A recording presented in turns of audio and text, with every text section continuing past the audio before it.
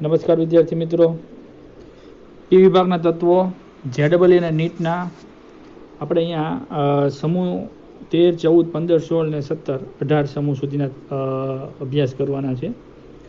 એમાં કેટલાક મહત્વપૂર્ણ મુદ્દાઓ ઉપર આપણે નજર કરતા જઈએ. શરૂઆત કરીએ નિષ્ક્રિય યુગ્મ અસરથી. નિષ્ક્રિય યુગ્મ અસર કોને કહેવાય?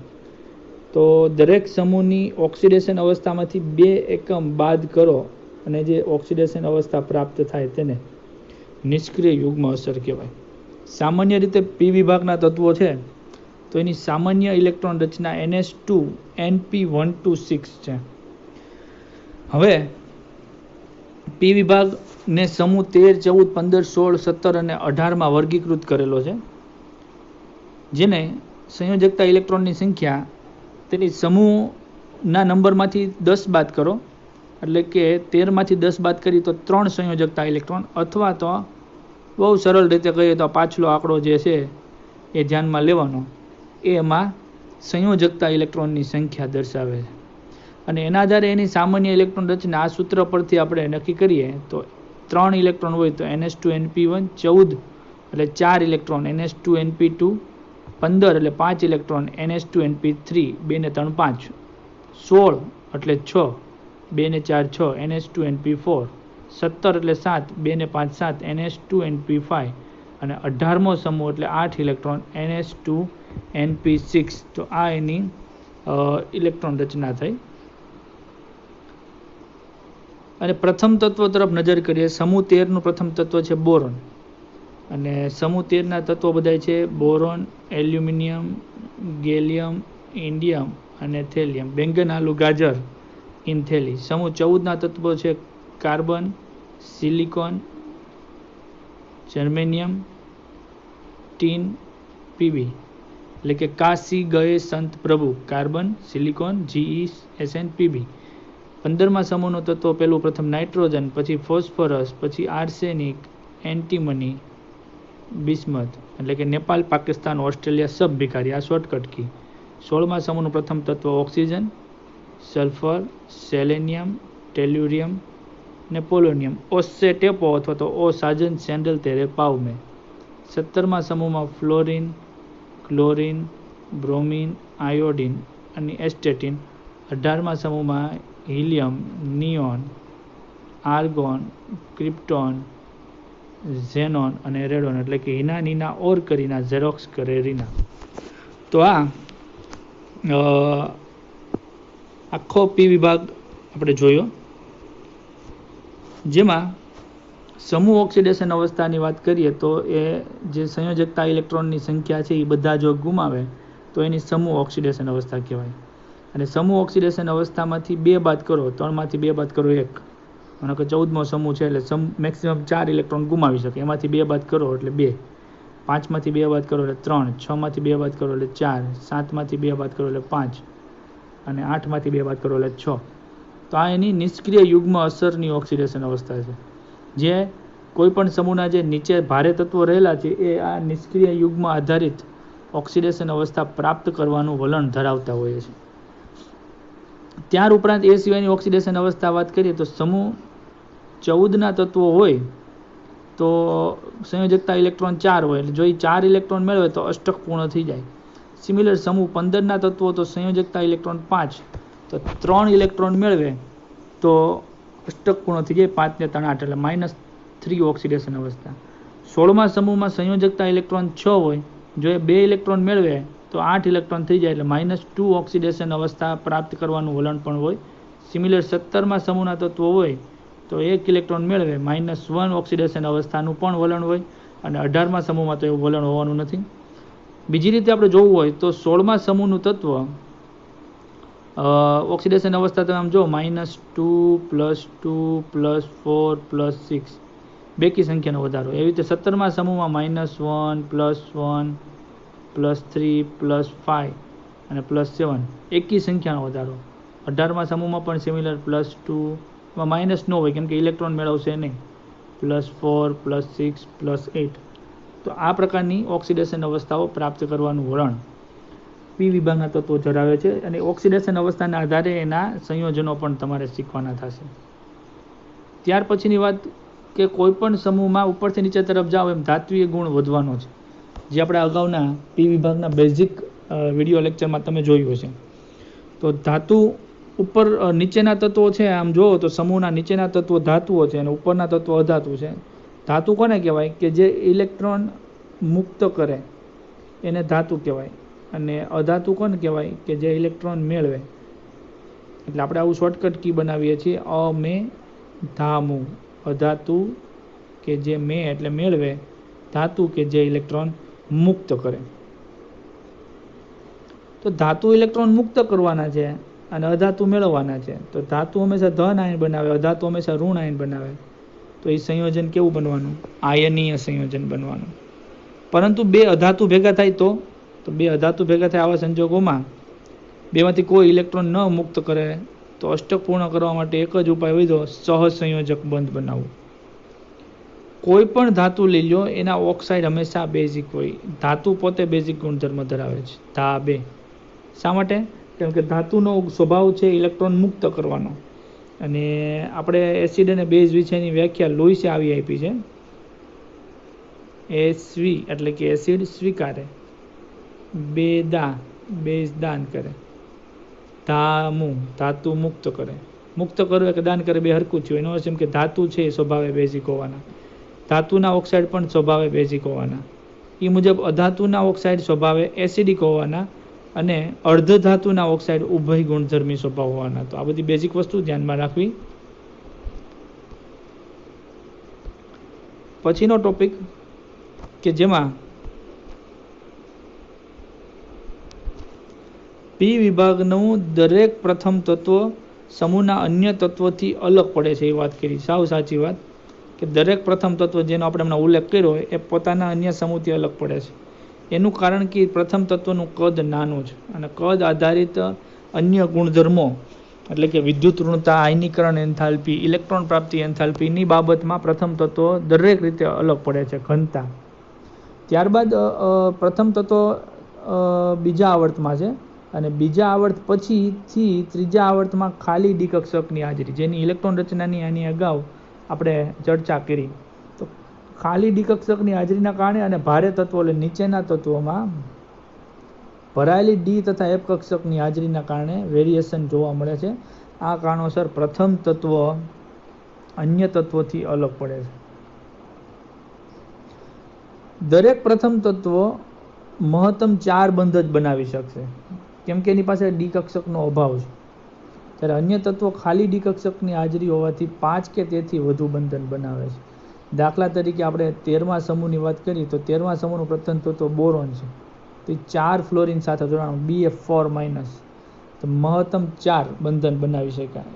કેમ કે બોરોન પરમાણુ ક્રમાંક 5, ઇલેક્ટ્રોન રચના લખીએ તો 1s2 2s2 2p1.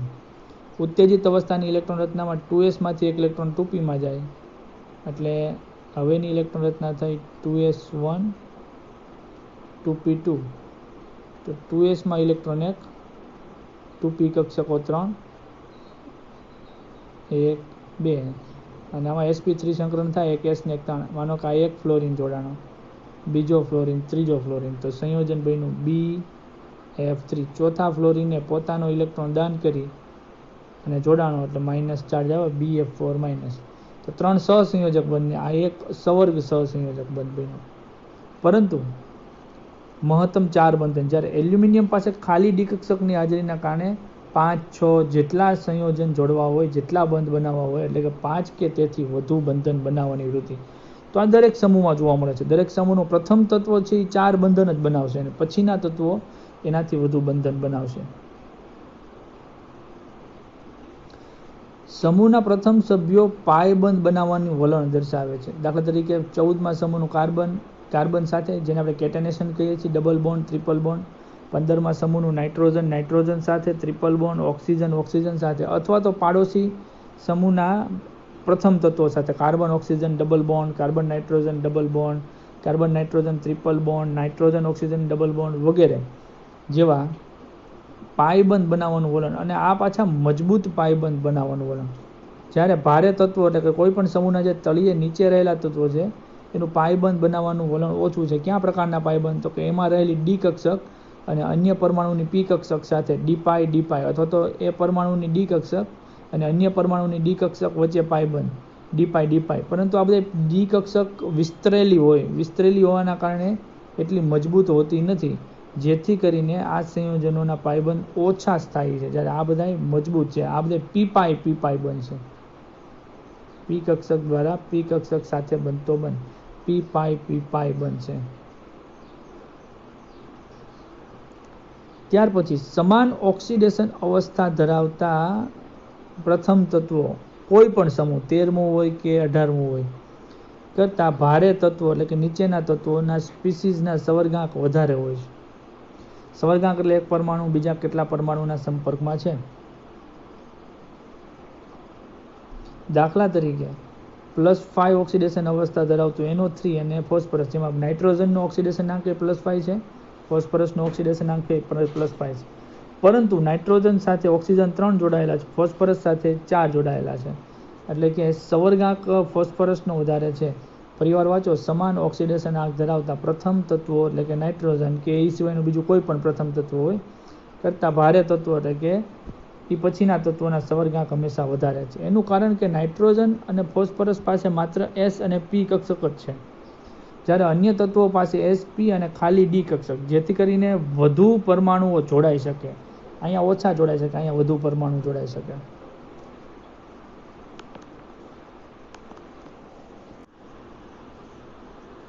તો મિત્રો આપણે શરૂઆત કરી સમૂહ 13ના તત્વોથી, જેને આપણે બોરોન પરિવાર કહેશું.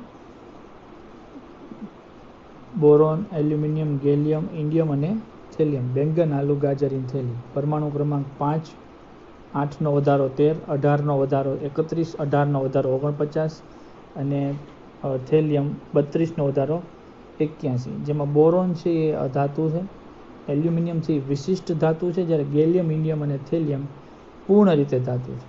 બોરોન અધાતુ છે એટલે ઇલેક્ટ્રોન ગુમાવશે, એની મેળવશે, એટલે એની ઓક્સિડેશન અવસ્થા -3 થાય. એલ્યુમિનિયમ છે એ 3 ઇલેક્ટ્રોન મુક્ત કરી અને L+3 આયન બનાવવાની વૃત્તિ દર્શાવશે. સિમિલર ગેલિયમ અને ઇન્ડિયમ પણ 3 ઇલેક્ટ્રોન મુક્ત કરવાની ખાસ વૃત્તિ છે, પણ નિષ્ક્રિય યુગ્મ અસર એટલે કે સમૂહ ઓક્સિડેશન આંકમાંથી 2 બાદ કરતાં મળતી ઓક્સિડેશન અવસ્થા +1. ભારે તત્વો એટલે કે તળિયે જે રહેલા છે એ તત્વો નિષ્ક્રિય યુગ્મ અસર જેવી એટલે કે +1 ઓક્સિડેશન આંક ધરાવવાનું વલણ ધરાવે છે.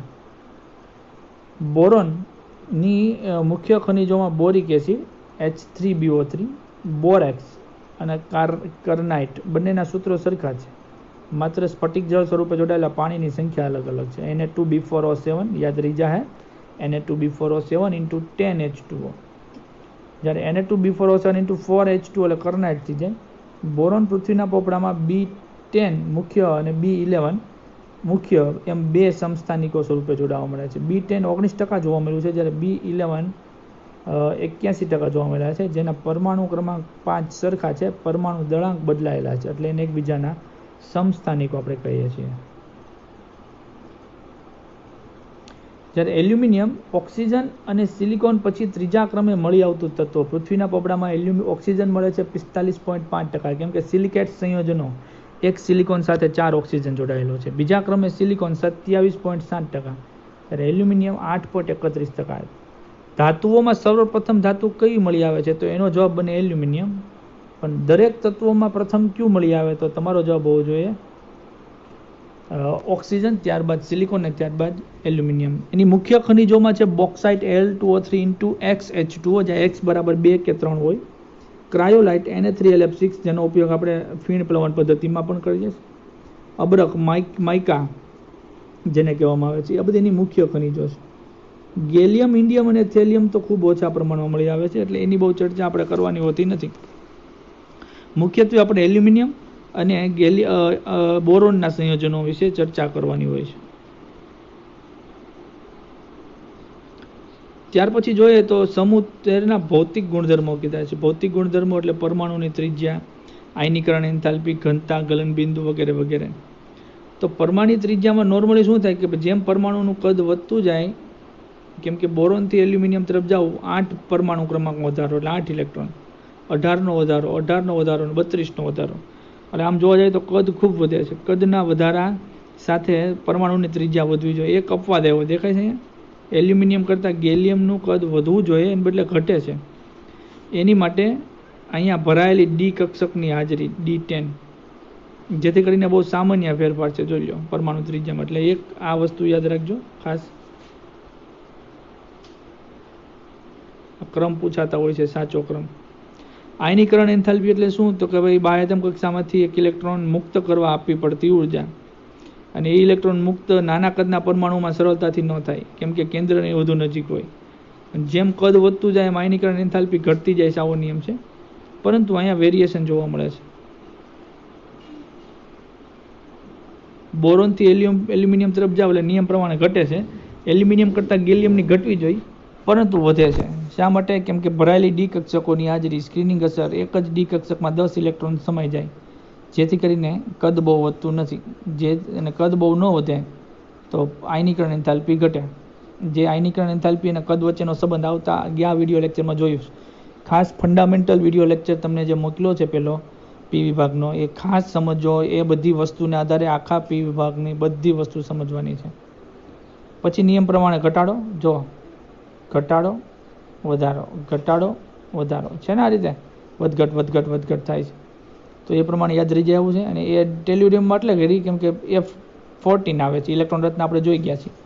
અને ગેલિયમમાં D10 આવે છે. D10ની શરૂઆત થાય છે અહીંથી. અહીંયા D10ની શરૂઆત થાય, પછી અહીંયા D10 છે જ, અને પછી અહીંથી F કક્ષક નહોતી એટલે ટેલ્યુરિયમમાં F14નો સમાવેશ થાય. એટલે જ્યાં ફેરફાર આવ્યો પેલો ત્યાં ઘટાડો છે. એલ્યુમિનિયમમાં D10 નહોતી, ઇલેક્ટ્રોન રચના જોજો. અને હંમેશાથી પ્રથમ આયનીકરણ એન્થાલ્પી કરતાં દ્વિતીય વધારે હોય, દ્વિતીય કરતાં તૃતીય વધારે હોય. આ પણ વસ્તુથી તમે જાણકાર છો.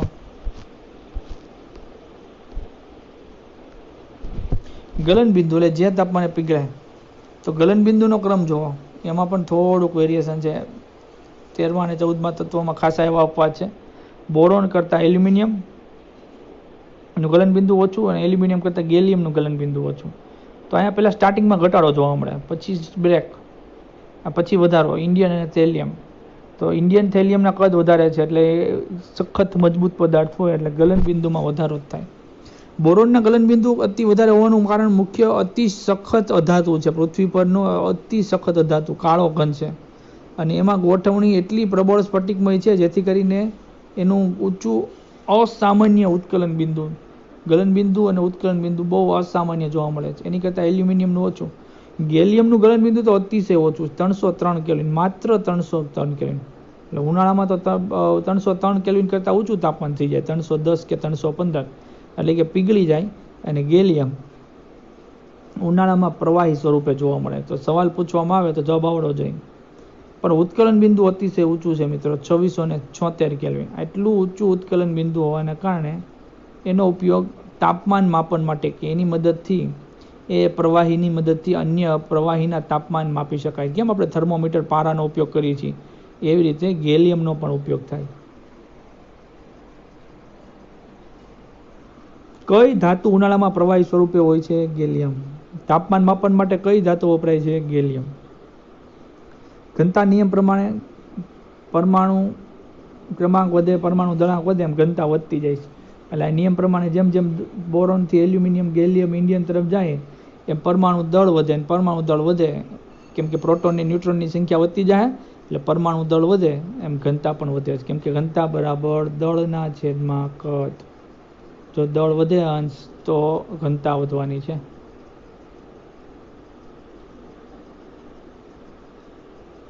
રાસાયણિક ગુણધર્મમાં બોરોન માત્ર સહસંયોજક સંયોજન બનાવશે. અધાતુ છે અને સહસંયોજક સંયોજનો જ બનાવવાનો છે. એલ્યુમિનિયમ છે એ +3 ઓક્સિડેશન અવસ્થા પ્રાપ્ત કરે છે, એટલે આયની સંયોજનો પણ બનાવશે. અને ઘણીવાર સંભવ ન હોય તો માનો કે AlCl3 છે, તો એ કે આયની સંયોજન નથી, એ સહસંયોજક બનશે. તો ઘણીવાર એ સહસંયોજક સંયોજનો પણ બનાવશે. ઇન્ડિયમ +3 અને +1 બંને ઓક્સિડેશન અવસ્થા, ગેલિયમ અને ઇન્ડિયમ, પણ ખાસ એ +3 ઓક્સિડેશન અવસ્થા. એમ થેલિયમ પણ +3, પણ સાથે સાથે મુખ્ય ઓક્સિડેશન અવસ્થા +1 પ્રાપ્ત કરવાનું વલણ ધરાવે છે. પછી એક મહત્વની વાત લખી છે, કે જેમાં +1 ઓક્સિડેશન અવસ્થા છે એવા આયનીય સંયોજનો +3 ઓક્સિડેશન અવસ્થા આયનીય સંયોજનો કરતાં વધુ આયનીય છે, એટલે કે આમાં આયનિકતા વધુ હોય છે. +1 ઓક્સિડેશન અવસ્થામાં +3 ઓક્સિડેશન અવસ્થા કરતાં વધુ આયનીય લક્ષણ હોય છે. એ ફેઝાણના નિયમને આધારે ખબર પડે, પણ અત્યારે આપણે યાદ રાખી લેવાનું. સમૂહ 13ના તત્વોના જે અણુ બન્યા છે એના મધ્યસ્થી પરમાણુ આસપાસ 6 ઇલેક્ટ્રોન હોય. માનો કે બોરોન છે તો એને ટ્રાયક્લોરાઇડ બનાવ્યો BCl3. તો 1 2 3 4 5 6 અષ્ટક પૂરું નથી થયું, એટલે અષ્ટક પૂર્ણ કરવા કોઈ પાસેથી 2 ઇલેક્ટ્રોન સ્વીકારવાની વૃત્તિ દર્શાવશે. જેથી ઇલેક્ટ્રોન ઉણપવાળા કણું કહી શકાય, 2 ઇલેક્ટ્રોન ઘટે છે, અને તેથી ઇલેક્ટ્રોન સ્વીકારે SV લુઈસ એસિડ તરીકે વર્તે. એટલે સમૂહ 13 ઇલેક્ટ્રોન ઉણપવાળા ઘન અવસ્થામાં જોઈ ગયા છે, ઇલેક્ટ્રોનની ઉણપ છે એટલે ઇલેક્ટ્રોન સ્વીકારે.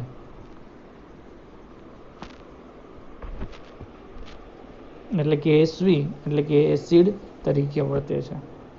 દાખલા તરીકે એક એક્ઝામ્પલ આપ્યું છે તમારે, BCl3 એમોનિયા અને નાઇટ્રોજન પાસેથી ઇલેક્ટ્રોન યુગ્મ સ્વીકાર્યું એટલે બેઝ તરીકે વર્તે છે, એસિડ તરીકે વર્તે છે. અને NH3 છે એ દાતા છે, બેઝ તરીકે. જો બોરોનની ખાલી કક્ષકમાં ઇલેક્ટ્રોન દાન કર્યું, આ BCl3, આ એમોનિયા. એલ્યુમિનિયમનો જે ટ્રાય હેલાઇડ છે એ ડાયમર સ્વરૂપે, એટલે કે 2 અણુ જોડાયેલા હોય. જો આ એક AlCl3 દેખાય છે, આ બીજો AlCl3. એનો ક્લોરીન આ એલ્યુમિનિયમ સાથે જોયો, સેતુબંધ બનાવ્યો, અને આ ક્લોરીન આ એલ્યુમિનિયમ સાથે, એટલે 2 અણુ જોડાયેલા છે એટલે આપણે એને ડાયમર કહીશું. હવે આગળ ત્રિસંયોજક સહસંયોજક સંયોજનો બનાવે છે કે જે જળ વિભાજન પામી sp3 સમચતુષ્ફલકીય MOH4 નામનું એક સંકીર્ણ બનાવે છે. દાખલા તરીકે માનો કે ત્રિસંયોજક સંયોજન છે કે જેમાં મેટલ +3 ચાર્જ ધરાવે અને 3 ક્લોરીન સાથે જોડાયેલો છે. તો જ્યારે પાણી સાથે જોડાય છે, પાણીના 4 અણુ છે. પેલા પાણીના 3 અણુને કન્સિડર કરીએ કે જેમાંથી H અને OH છૂટા પાડીએ. તો 3H અને 3OH છૂટા પડે તો આ 3H 3Cl સાથે 3HCl બનાવે. હવે બાકીનો જે ચોથો H વધ્યો એમાંથી H+ અને OH-. બરોબર, 3 OH હતા એ 3Cl ના બદલે ગોઠવાઈ ગયા, એટલે MOH થ્રાઇસ તો હતો પણ ચોથો OH પણ ઇલેક્ટ્રોન ડોનેટ કરીને જોડાણો, એટલે 4 OH MOH4 ને ચોથો OH- જોડાણો છે -1, અને આ H+ અહીંયા માધ્યમમાં પડ્યો રહે છે. હવે આ જે મેટલ છે એનું સંકરણ sp3 થાય, જેથી કરીને સમચતુષ્ફલકીય આકાર થાય. સમચતુષ્ફલકીય આકાર તમને ખ્યાલ જ હોય, એમ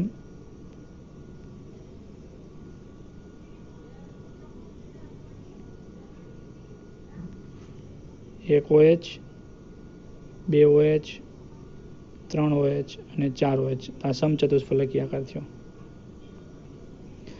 હવે AlCl3 છે એ ખાલી ડી કક્ષક ધરાવે છે,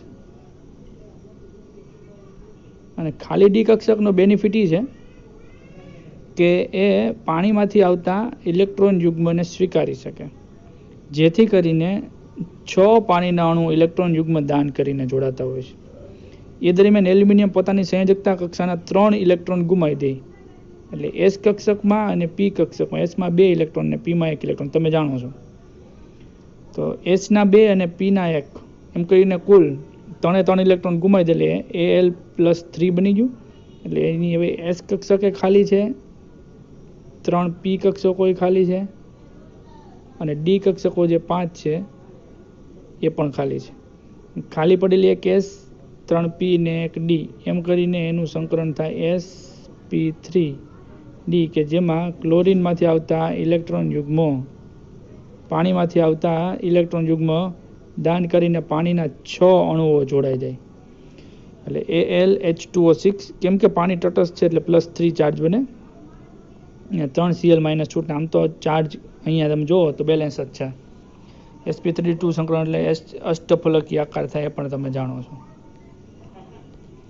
હવે આગળ હવા સાથેની પ્રતિક્રિયાત્મકતા. હવે આપણા જે સંયોજનો છે એ +3 આયન બનાવે છે, E+3 આયન. હવે એના કારણે એ જ્યારે હવા સાથે ગરમ કરવામાં આવે તો હવામાં તો નાઇટ્રોજન હોય, ઓક્સિજન હોય. તો તમે વિચારી શકો કે આપણો એલિમેન્ટ +3 ચાર્જ ધરાવે અને ઓક્સિજનનો ચાર્જ -2. તો કેમ બેલેન્સ કરવો? તો કે આના વીજભાર વડે આને ગુણો, આના વીજભાર વડે આને ગુણો, એટલે E2O3 નામનું સંયોજન બને. માનો કે બોરોન હોય તો B2O3, એલ્યુમિનિયમ હોય તો Al2O3, ગેલિયમ હોય તો Ga2O3, ઇન્ડિયમ હોય તો In2O3 ને થેલિયમ હોય તો Tl2O3. જેમાં B2O3 એસિડિક ઓક્સાઇડ છે, પાણીમાં એસિડ બનાવે. બાકીના બે ઉભય ગુણધર્મી છે ને છેલ્લા બે બેઝિક છે. ધાતુના ઓક્સાઇડ છે મોટાભાગે બેઝિક જ હોવાના છે. જ્યારે નાઇટ્રોજન સાથે પ્રક્રિયા કરે ત્યારે આપણો એલિમેન્ટ 3 ઇલેક્ટ્રોન ગુમાવે, E4 એલિમેન્ટ. અને નાઇટ્રોજન છે એની સંયોજકતા કક્ષામાં 5 ઇલેક્ટ્રોન હોય એટલે 3 ઇલેક્ટ્રોન મેળવવાની વૃત્તિ, એટલે En નામનો નાઇટ્રાઇડ બનાવે. બરોબર? એટલે સમીકરણ બેલેન્સ કરવા નાઇટ્રોજન 2 કર્યા તો એલિમેન્ટ પણ 2 થયા. એલિમેન્ટ તરીકે મોટાભાગે બોરોન અને એલ્યુમિનિયમ જ લેશું આપણે, પણ એ સિવાયના બીજા તત્વો પણ પ્રક્રિયા કરે. પણ બોરોન અને એલ્યુમિનિયમ છે એ વધુ પ્રક્રિયા કરે. બોરોન હોય તો બોરોન નાઇટ્રાઇડ, એલ્યુમિનિયમ હોય તો એલ્યુમિનિયમ નાઇટ્રાઇડ.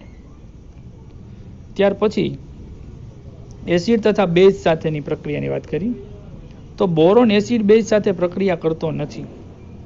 આ વસ્તુ ખાસ યાદ રાખજો. બોરોન એસિડ કે બેઝ કોઈ પણ સાથે પ્રક્રિયા કરતો નથી.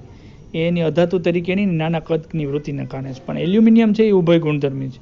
એ એસિડ બેઝ બંને સાથે પ્રક્રિયા કરે. ફોર એક્ઝામ્પલ એ HCl સાથે પ્રક્રિયા કરે તો HCl માંથી H+ અને Cl-, ત્યારે એલ્યુમિનિયમમાંથી Al+3 આયન બને, એ તમે જાણો છો. Al+3 સાથે 6 Cl જોડાય એટલે AlCl3. આમાં 2 એલ્યુમિનિયમ હોય એટલે 2AlCl3, એટલે 6 Cl. 6 Cl એટલે 6 HCl લેવા પડે, અને 6 Cl ના એટલે 2AlCl3. અને એલ્યુમિનિયમે ગુમાવેલા ઇલેક્ટ્રોન H+ મેળવી લે એટલે તટસ્થ થઈ જાય H2 સ્વરૂપે. પરંતુ HNO3 સાથે પ્રક્રિયા કરશે નહીં, કારણ કે HNO3 ઓક્સિડેશન કરતા છે. એ એલ્યુમિનિયમનું ઓક્સિડેશન કરે તો Al2O3 નામનું એક નિષ્ક્રિય પડ ચડી જતું હોય છે. એટલે Al2O3 નિષ્ક્રિય પડ બનાવે, જેથી કરીને આગળ પ્રક્રિયા થશે નહીં. બેઝ સાથેની પ્રક્રિયામાં એલ્યુમિનિયમની NaOH ના જલીય દ્રાવણ સાથેની પ્રક્રિયામાં એલ્યુમિનિયમ +3 આયન બને, તેની સાથે NaOH માંથી 3 OH જોડાય એટલે AlOH થાય. આ તટસ્થ થયું. ચોથો વધારાનો OH ઇલેક્ટ્રોન યુગ્મ દાન કરીને જોડાય એટલે સંયોજન બને AlOH4-. કેમ કે ચોથો વધારાનો OH જોડાણો જેની સાથે Na+ ગોઠવાય એટલે NaAlOH4 નામનું સંકીર્ણ બને. આ સંકીર્ણ ખાસ યાદ રાખવાનું છે. બાકીના ઇલેક્ટ્રોન જે ગુમાવ્યા છે સોડિયમે, એ ઇલેક્ટ્રોન પાણીમાંથી મુક્ત થતો હાઇડ્રોજન મેળવી લઈ એટલે 3H2 બને. નામ બને સોડિયમ ટેટ્રાહાઇડ્રોક્સો. આ સોડિયમ 4 OH એટલે ટેટ્રાહાઇડ્રોક્સો. એલ્યુમિનિયમ ધન આયન છે એટલે એલ્યુમિનેટ, ઓક્સિડેશન અંકનો થશે 3. ત્યારબાદ હેલોજન સાથેની પ્રતિક્રિયાત્મકતા. તો રાસાયણિક પ્રક્રિયામાં હેલોજન તમને ખ્યાલ હોવો જોઈએ કે -1 ચાર્જ બનાવે. જ્યારે આપણો એલિમેન્ટ 3 ઇલેક્ટ્રોન ગુમાવે અને હેલોજન છે 1 ઇલેક્ટ્રોન મેળવે તો આવા 3 હેલોજન જોડાય ત્યારે EX3 બેલેન્સ સંયોજન બને. બરાબર? એલ્યુમિનિયમ હોય તો AlCl3, AlBr3. અને સમીકરણ બેલેન્સ કરવાની ઈચ્છા થાય તો આ 2 છે હેલોજન અને ત્યાં 3 છે, તો અહીંયા 2 વડે ગુણો, અહીંયા 3 વડે ગુણો, 6 થઈ ગયા અને એલિમેન્ટ 2. થેલિયમ છે એ એક આયોડિન સાથે નહીં જોડાય, કેમ કે એક તો આયોડિનનું કદ મોટું, થેલિયમનું કદ મોટું, એટલે મોટા કદના બે બંધ લંબાઈ વધી જાય, જેથી કરીને મજબૂત બંધ બનતો નથી, જેથી કરીને આ સંયોજન અસ્થાયી બને.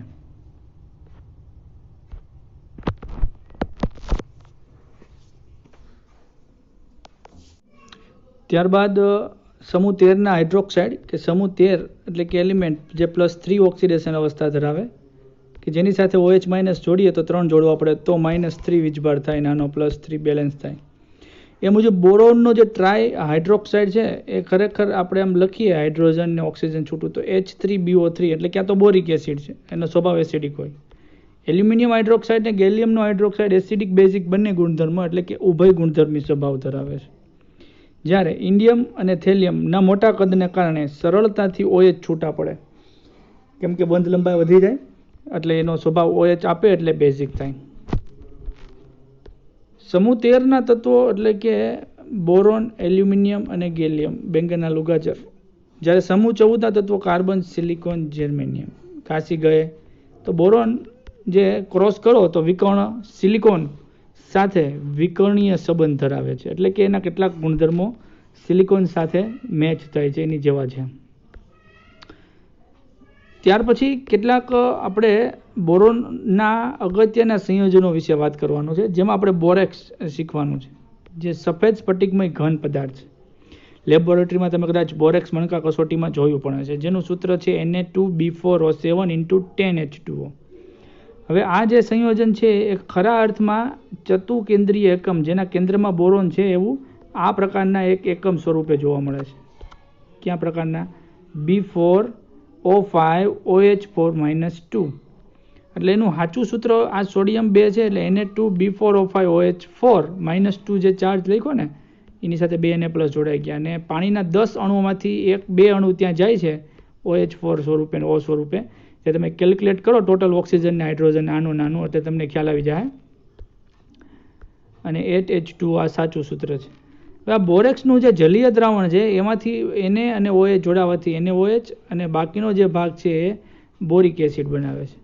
હવે NaOH તમે જાણો છો એ મુજબ સ્ટ્રોંગ બેઝ, Sb એટલે strong base, H3BO3 weak acid. હવે એસિડ વીક છે એને ન ગણકારીએ તો બેઝ સ્ટ્રોંગ છે, એટલે બોરેક્સનું જલીય દ્રાવણ બેઝિક છે એવું એક આપણે વાત કહી શકીએ, જે મહત્વપૂર્ણ વાત છે, એટલે આપણે અહીંયા વાત ચર્ચામાં લીધેલી છે.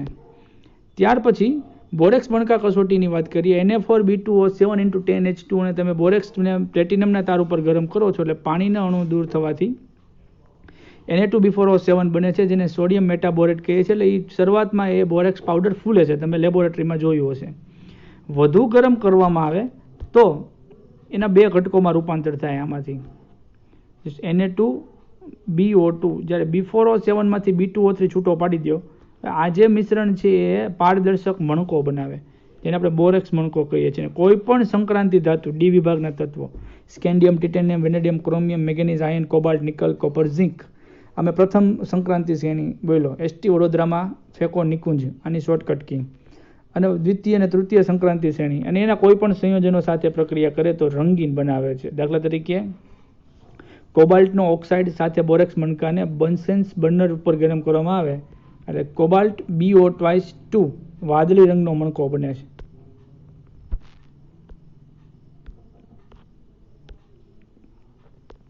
ત્યાર પછી એટલે હા, એના આધારે ખ્યાલ આવે કે અહીંયા કોબાલ્ટ છે, કેમ કે કોબાલ્ટ હોય તો જ વાદળી રંગ. એટલે બોરેક્સ મણકાના આધારે કયો સંક્રાંતિ ધાતુ છે એ જાણી શકાય, એટલે કે કઈ ધાતુ છે એના આધારે અલગ અલગ રંગો થતા હોય.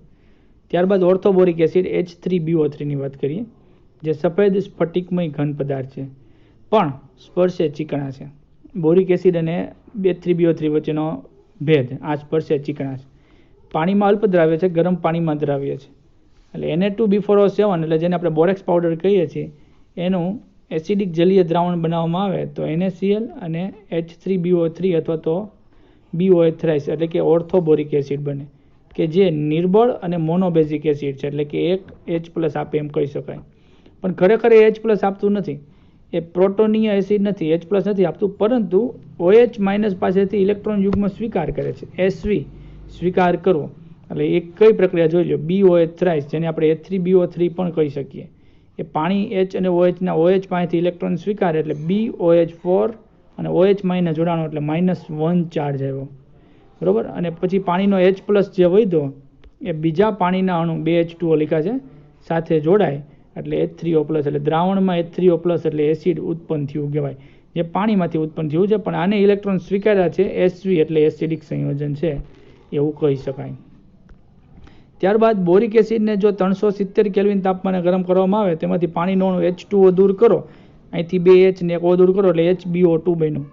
અને આને વધુ ગરમ કરવામાં આવે 2 મોલ એટલે HbO2 આ 1 મોલ, HbO2 આ બીજો મોલ, અહીંયા 2 મોલ લખવાનું હોય તો આ 2H અને આ O એટલે H2O એ અહીં લખતા બાકી રહી ગયું H2O. બાકી બધું 2 બોરોન અને 4માંથી 3 ઓક્સિજન B2O3 બોરોન ટ્રાયોક્સાઇડ, આવું સંયોજન બને.